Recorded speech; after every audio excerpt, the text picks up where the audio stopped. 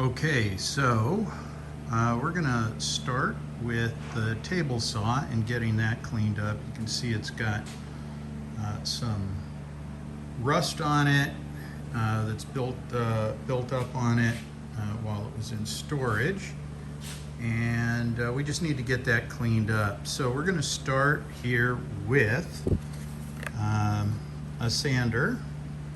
Just got a little DeWalt 5-inch sander here. Random orbital, and we're going to start with this. This is 320 grit sandpaper. That is, I want to start, that's as fine of a sandpaper that I have for this orbital sander, and I want to start as gently as possible and see how that turns out with this, and see what kind of a finish we get. We should be able to get the rust knocked off while still keeping it flat. I think the important things are, you know, we want to sand with it flat. We don't want to be digging in with the edges or create any divots or anything like that on our surface here. And if we can keep it all evenly sanded, we should still remain having a good surface at the end. So we'll try doing that, and then we'll see what kind of finish we get. We might finish it off with a lighter sandpaper, finer grit sandpaper by hand if I don't have the finish that I want at the end. Just the tools that I'm using, random orbital sander, that's starting with the 320. Hopefully we don't have to get more aggressive than that. Obviously want to keep the junk out of our face and lungs, and I've got glasses on to keep my eyes protected. The blade is completely lowered, and we're going to get after this and see how that works. So maybe we'll speed this up when we edit it, so you don't have to just sit here and watch me do a bunch of sanding.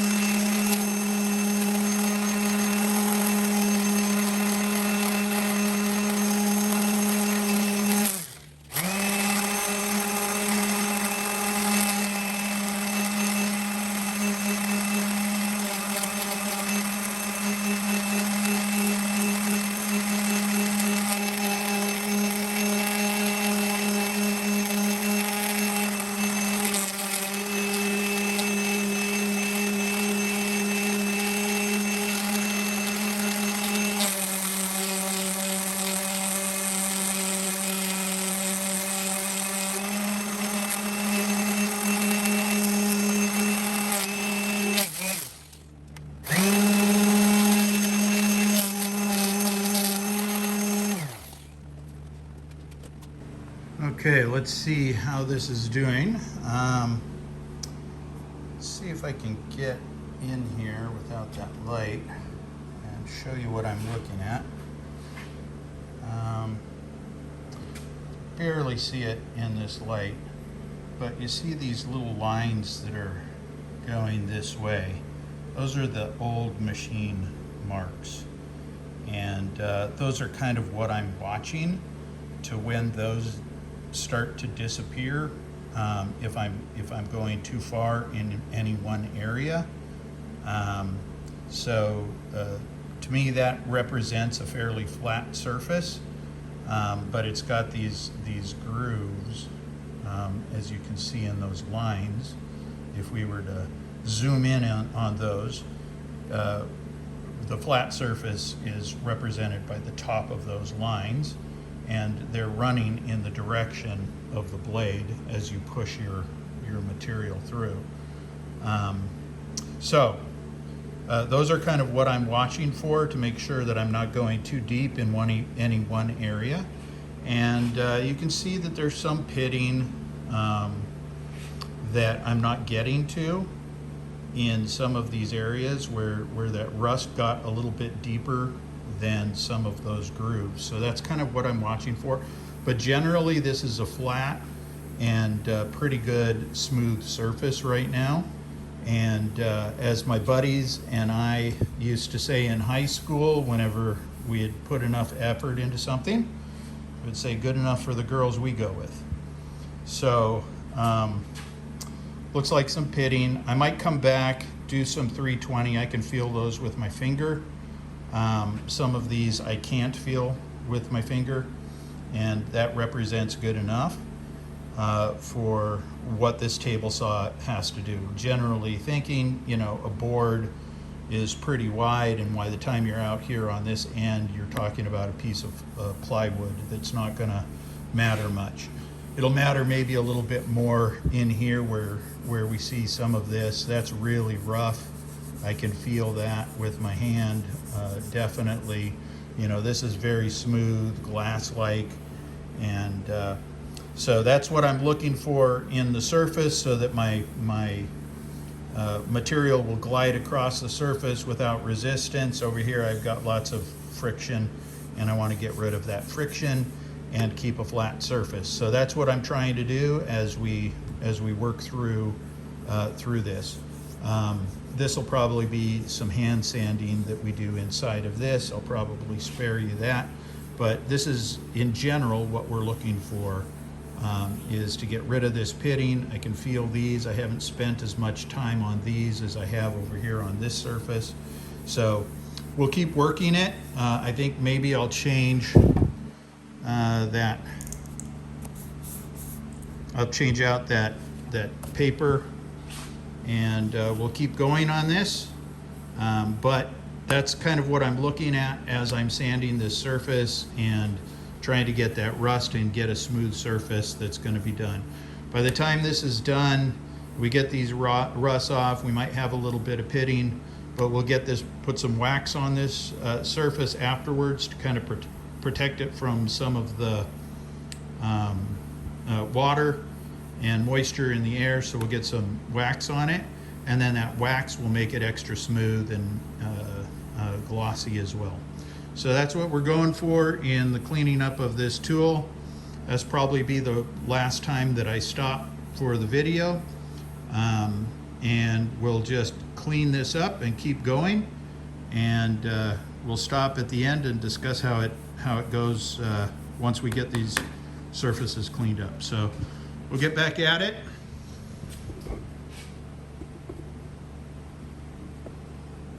Camera set back up here. Take a little drink of water.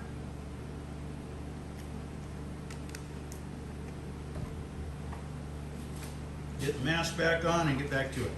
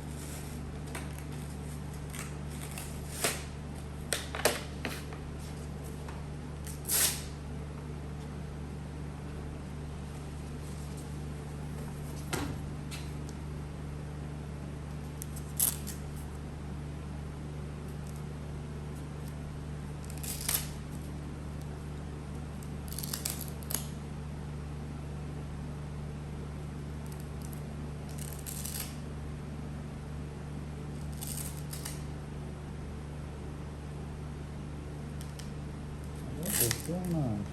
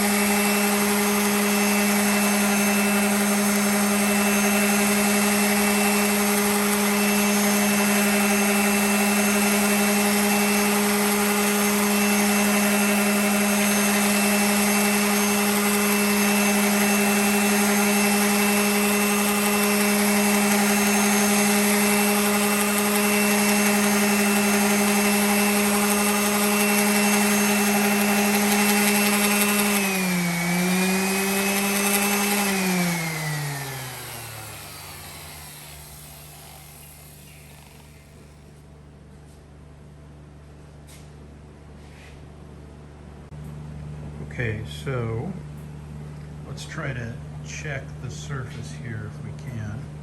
I'm gonna bring this camera down inside, and you can see a couple of shiny spots in there, but you'll see that those are just the aluminum of the level. There's no light showing through underneath. You can see the same shiny spots here. That's the aluminum, a nicked edge, but the level doesn't move side to side or flop.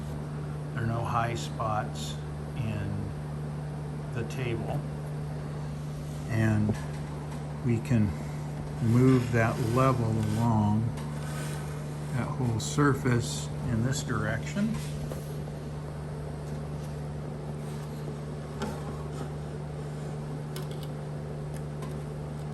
Goes right over that seam.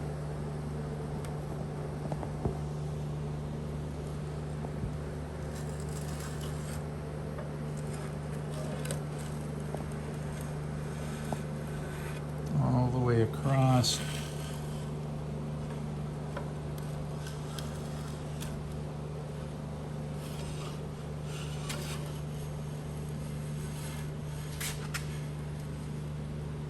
Nice and flat. And then we'll go this way. Same thing, levels not moving side to side, no tipping.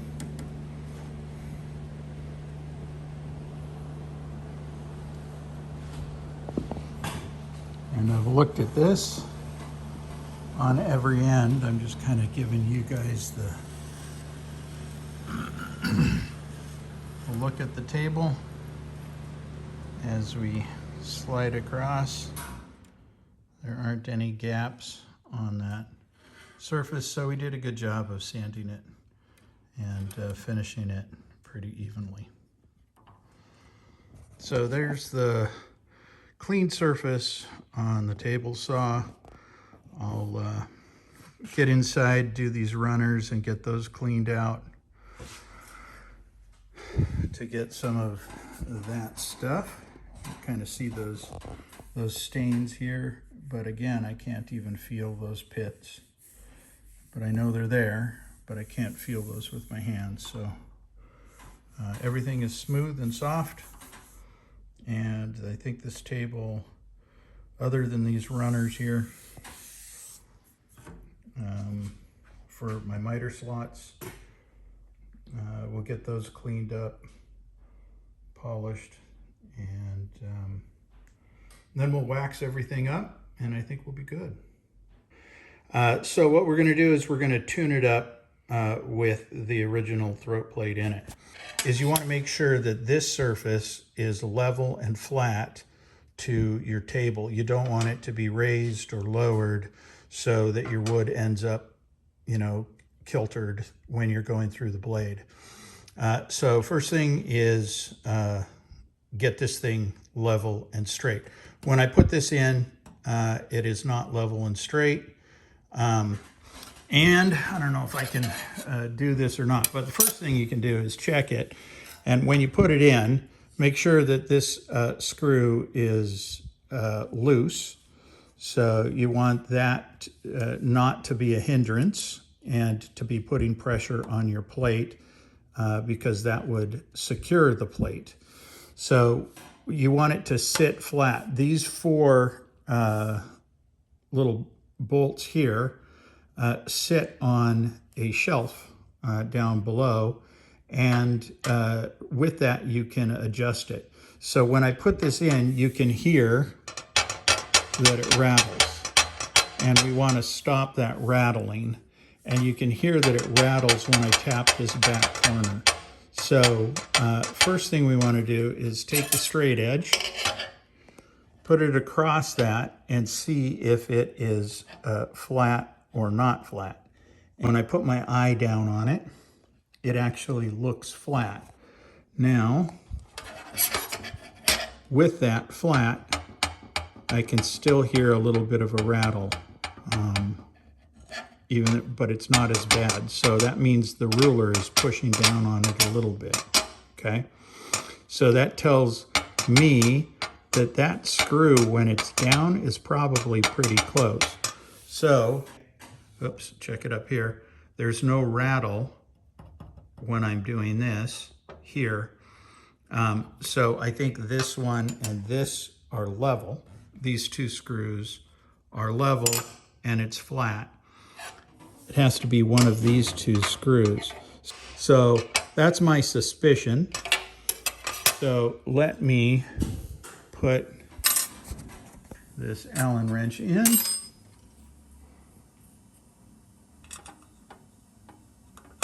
See if I can, see if I'm lowering it or raising it. I think I just made it worse. So let's go the other way with it. That's less. Even less. No rattle, no rattle.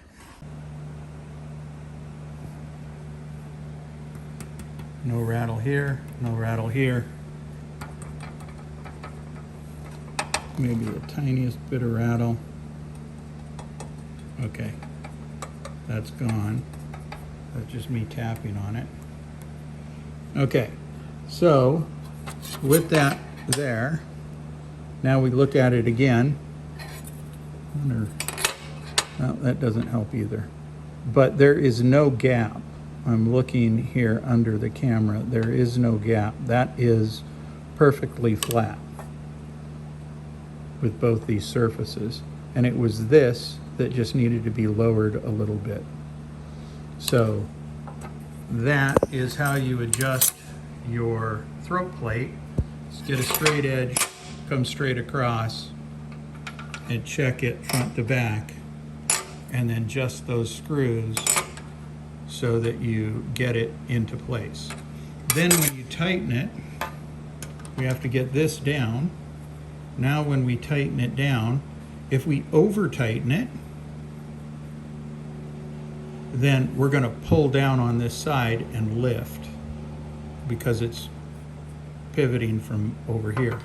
And we don't want to do that. So we just want to get that so that it's snug and our plate is not moving and everything is flat. I see how that is wobbling now? That's because I've got it too tight. So I'll back that off. Now it's not. And that's flush. Okay, throat plate adjusted. Okay, so the next thing we want to do is we want to make sure that the blade is at a right angle to the table face. And we just want to check our angle on that. So, first thing we did was raise the blade all the way. We're at 0 here, and I'm just going to briefly go over this real quick. So I'm going to change the angle here. So we're, somewhere around 10 degrees according to this thing. There we go, 10 degree. And when we crank this back, it just goes, it gets solid. I can over crank this and put a lot of pressure on it. I'm just putting undue pressure on it. There's a stop bolt in there that stops it at 90 degrees. So just until it's stiff. There's a way to adjust this pointer so that if you hit your stop block and everything is correct, and that is not on 0, then you can move this pointer to 0. But first we're just gonna check to make sure that the blade is square. Okay, so making sure that the blade is square. So it does you absolutely no good to check if the blade is square if you don't have a square. Square. How many times can you say square in one sentence? Okay, so you want to make sure that whatever squares you're using are actually at right angles and 90-degree angles. So how do you do that? Not all squares are actually at 90 degrees. Some of them are manufactured incorrectly. And I'm surprised at how many people I've seen on construction sites or something like that where they go and they grab one of these speed squares and they didn't check to see if it was actually at a right angle when they purchased it. They just assumed it.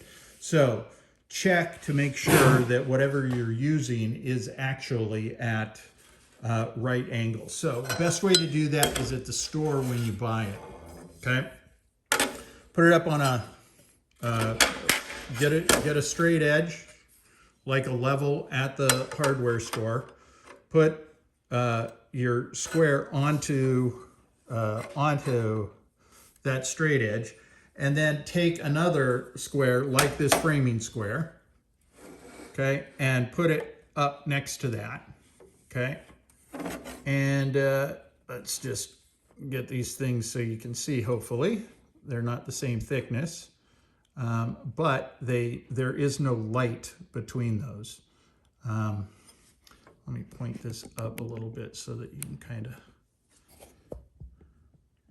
see the top of the square there as well. Okay. If they're not square, you're going to see light. So if this one, you'll see a gap between those two, something like that, if this isn't down flat. So, okay, so 290 degree make 180. And that means that we've got these two both doing well. Both squares are well done. All right, let's take a combination square because I can demonstrate a little bit. So combination square, when you lock the combination square, I don't mean to get into too much detail here, but when you lock the combination square, the locking device is locking in on this groove and pulling it down to a square surface inside of this. This flat surface here is getting pulled down into a flat surface inside of that and locking it into place. And when you put a combination square, if that surface isn't milled correctly, then you're going to see gaps in between. This one has no gaps. Everything is good. That's a good square. We could demonstrate what it would look like, because sometimes people will leave a little, they won't put that up inside of that, and they'll leave just a little hair of that out, and then they'll put it down and that cants it. And now you can see that there's a gap at the top. I hope you can see that. You can see that there's a gap at the top because this is not flush and it's lifting this and pulling that back. So if you're using a combination square like this, just make sure it's in, or you put it in, put it down on the surface, and then press this down so that it's flat without lifting it, then lock it, then check it. Okay. All right. So now that we know the square is at 90 degrees and it is square, we're good to go with that. And we can use either of these squares to check if our blade is at 90 degrees. Okay, so I love these little, well, not love, but I like these combo squares. I use them all the time because you can adjust them, adjust the ruler the way you use them. So I often have one of these things in my apron or in my box. When you check this for square, so this throat plate, so when we scoot this across, we want to make sure that we're not tipping into this. Many people just recommend or they prefer their throat plate to be lower than their table, and then they always reference off their table. I just prefer to put everything flat so that I can reference on anything and just set up the saw properly. So now when we put the square against the blade, there's no gap. We know that we've got a square blade, or the blade is 90 degrees to the table when the needle reads 0. Okay, so now we know that is correct. Quick thing to do, if you find that it's not square and not 90 degrees, just make sure, especially when it's a saw, when the saw has been in storage or not used or moved or whatever it is, and especially if you see that the blade was up, you just want to make sure that the blade is actually turning true and you don't have a wobbly blade. So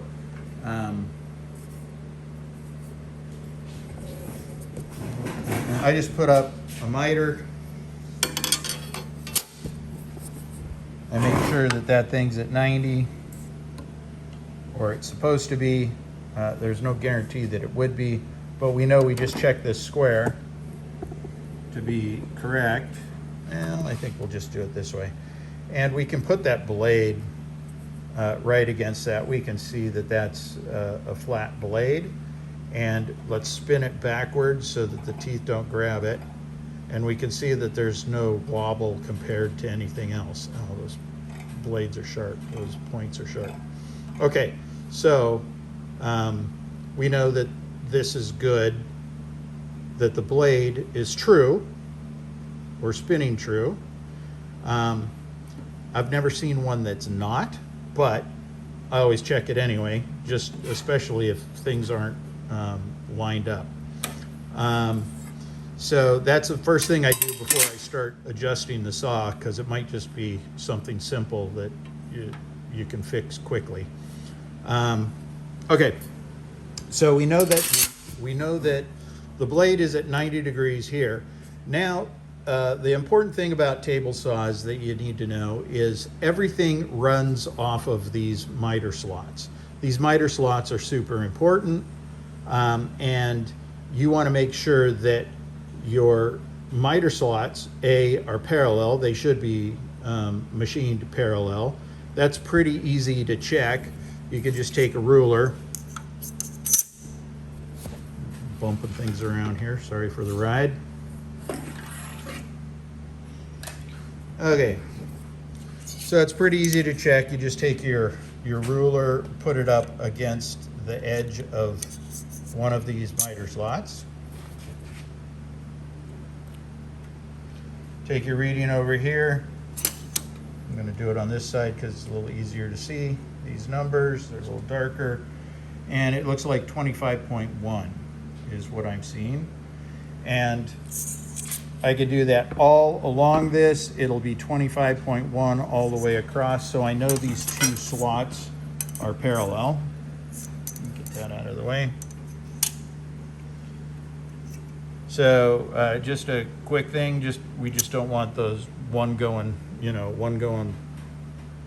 that way and one going the other way. If it's getting wider or narrower, then you've got a problem with your saw and you should return it. But again, I've never seen that, but it's just good to check.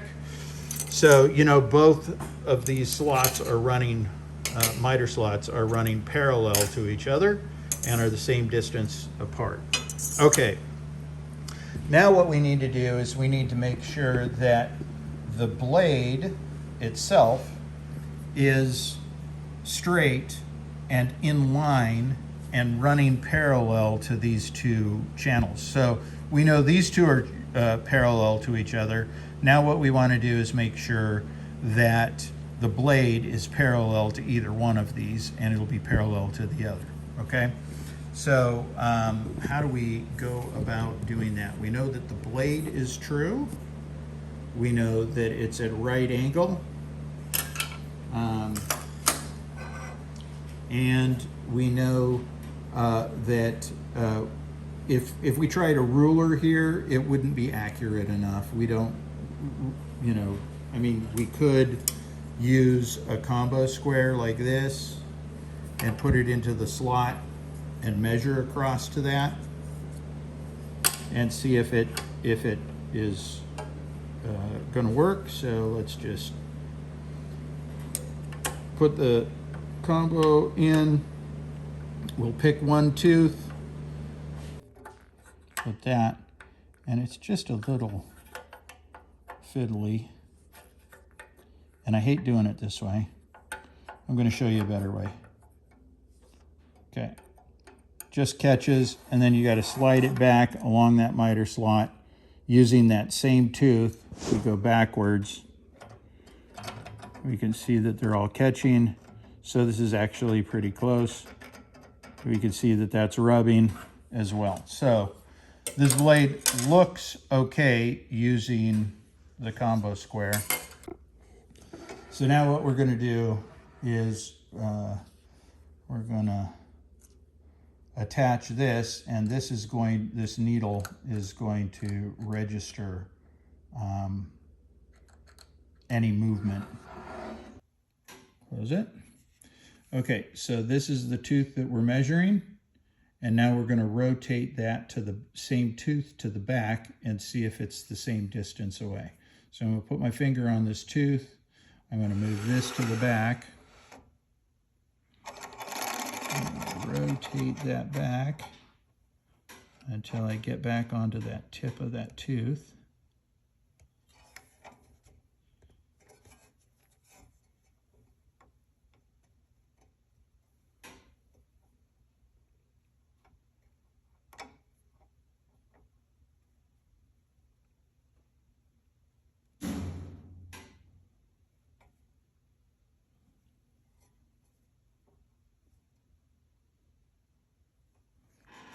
Okay, now scoot the camera back over here. I was on 0 before, and I'm now at, looks like 1.5 thou off. And I think the manual is something like 10 or 15 thou off. So I'm just pulling that tooth through. Grabbing it. Okay. So I'm somewhere right in here around a thou off. Okay. So I'm not going to touch this blade. It's running very true, and I'm okay with that.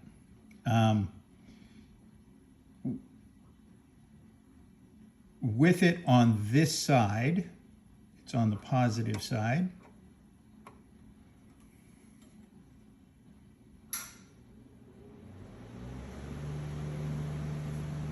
Okay. Yeah, it's right about 1 to 2 thou on the positive side. So as the blade, what this is doing is it's, as the probe goes in, the needle goes to the other side of the of 0. So that means that that tooth that we were just measuring, okay, that tooth that we're just measuring is a little bit further. This side of the blade is about a thou, 1 to 2 thou this, and that's the back of the blade, which means it's a little bit more narrow at the back of the blade than at the front of the blade. That's really opposite of what you want. You'd rather have it a little bit wider at the back of the blade than at the front of the blade. And the reason is you don't want your blade, to be pinching the wood between this and the fence, because the fence is going to be on this side. So we'll just back this off and try to explain that a little bit, maybe with the hands. So if my blade is running tilted or pitched one way or the other, then you can see that it creates a wider kerf. So we want the kerf, the saw cut kerf of the cut, to be as narrow as possible. And that happens when the blade is perfectly straight. But if the blade is canted one way or the other, that kerf becomes wider, and you end up cutting at the front of the blade. The blade turns this way and cuts down and pushes the board into the surface as it's cutting. Well, if the back of the blade is cutting also, it's lifting the board, cutting on the edge. It's also cutting on this side if this side is canted that way. So it's cutting the board and lifting it and pushing it back on this side. So this is narrower between the blade and the fence than the front. You want that to be opposite, because you don't want to try to squeeze something fatter into a thinner space, because it's wider here over here. That creates burning and other issues on your wood, as well as, just more friction. And it's also fighting against your riving blade, which is trying to keep it down, and it's cutting up, coming up on that side. So that makes it more dangerous than if it was slightly tilted the other way. But it's only a thousandth of an inch. I'm not gonna fret over that right now. Maybe I'll come back and do it, but I don't think it's worth it. I never had problems with the saw. If I see a lot of burning coming out of this blade, I'll adjust that, or if I see some kickback or some issues or something like that, then I'll come back and adjust it so that it's a thou or 2 thou to the other side rather than this way. So this is not ideal. More ideal would be to have it a little bit this canted this way. Okay, but I'm not going to touch it because it's kind of more of a pain in the butt than anything, and I don't think it's worth it. This is the adjustment. Let me get this straightened out. This is the adjustment that you do. You unlock these bolts, which are tying the motor and the motor assembly and the blade assembly to this trunnion right here is holding the table, or holding the motor and everything to the table. So we'll loosen these things, and then this little lever right here is, you loosen that a little bit, and then you can move this lever a little bit one way or the other to get that that blade shifted. There are also another trunnion up front, and you can loosen those. There's going to be some bolts up there that you loosen as well in order to do it. Most table saws are the same, maybe a little bit different since this has the motor out back instead of tucked in underneath. But in general, motor assembly attached to the table. Everything is running true off of your miter slots, because that's what you're pushing things through, and we're aligning everything. So that's how you adjust your blade. It's only a thou off, 1-2 thou off, maybe in the wrong direction, but I'm okay with that for right now. If I see burning, I'll fix it. Okay, there's that. Now we'll probably move on to adjusting the fence and making sure that the fence is good, and then I think we'll be good. Okay, so now we're gonna take a quick look at the fence here.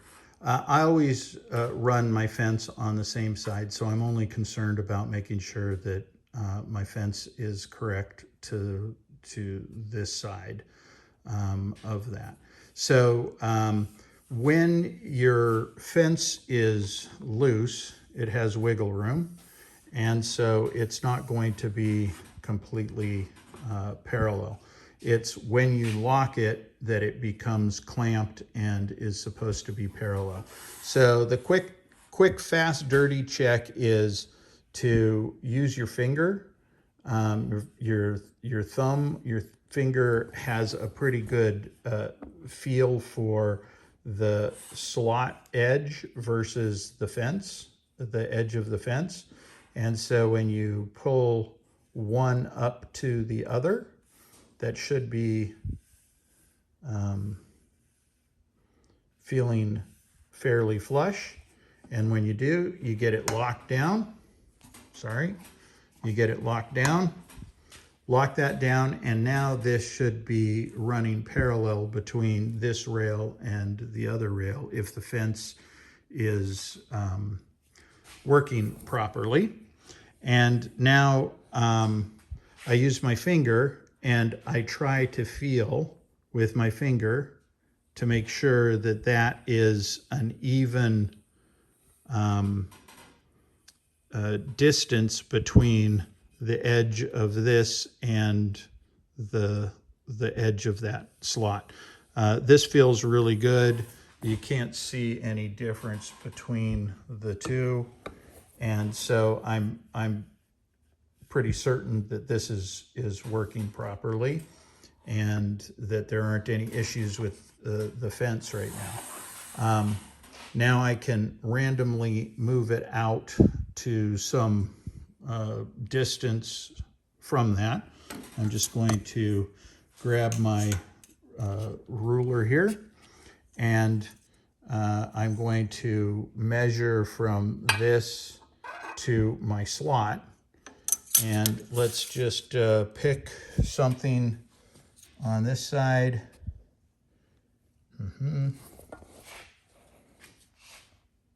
I'm gonna just set it to somewhere around that 27 mark is what I'm looking for. So I'm going to bring my slide into somewhere around 27 here. Lock that down. Now this happens to go up over it, so I've got to angle it a little bit. And I'm reading on that to the edge of the slot. Got to adjust my old eyes here. So it looks like 27.05. I didn't quite get it right on 27, but on this side, I'm up against the fence here with the ruler. 27.05 is what I'm reading here.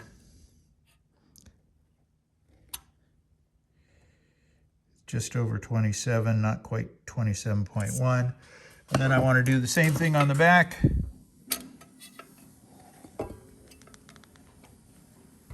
See if I can focus the camera and my eyes and everything at the same time. And that looks to be the same. So 27.05 on each of the front and the back at some basically random distance between the fence and the miter slot. So I'm fairly certain that this fence is tracking parallel to the miter slots when it's locked down. So if it wasn't tracking parallel, then I can adjust this fence in its angle through those bolts. I want to measure this on the main table. So I'm going to adjust this, clamp it down, and just quickly here get my square.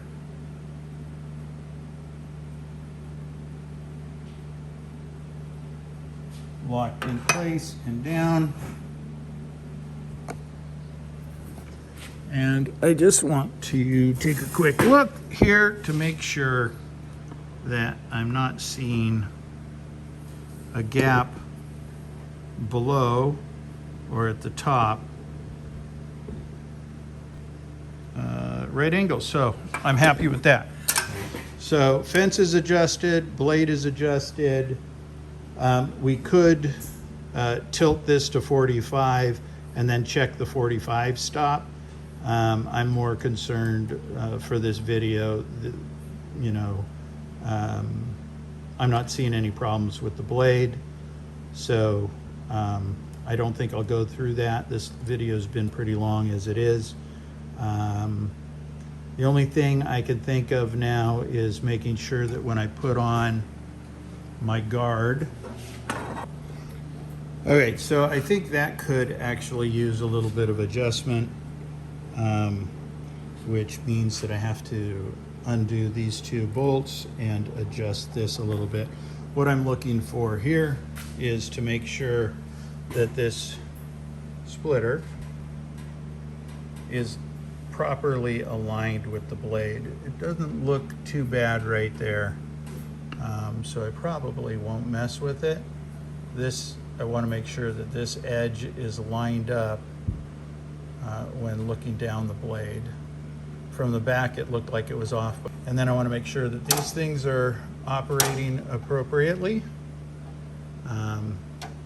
and those, well, you can see kind of what those do. As the wood goes through, they lift with the wood, and then they don't let the wood shoot back at you with a kickback. So all of this looks like it's running and working, and I think this saw is about ready to go. So that saw has come a long ways today in getting the surface cleaned up, getting the track, making sure that it's all tuned up and ready to cut wood and that it's in a safe condition. And I am happy with it, and looking forward to actually cutting some wood with it and seeing how it goes. Okay, I think we'll probably do the bandsaw next, and then the jointer, and then clean up some surfaces on that lathe and that drill press. I may not take the time to film all of that because filming takes a while to do it. It takes a while to film, adds a lot of time, and we want to make some progress. And maybe we'll just film the tune-up and making sure that the bandsaw is tuned, but we won't add in all of the cleaning on that and the other pieces. We'll just make sure that they're all adjusted and running properly. So I'll end it with that, and I bid you all farewell. Thanks for watching.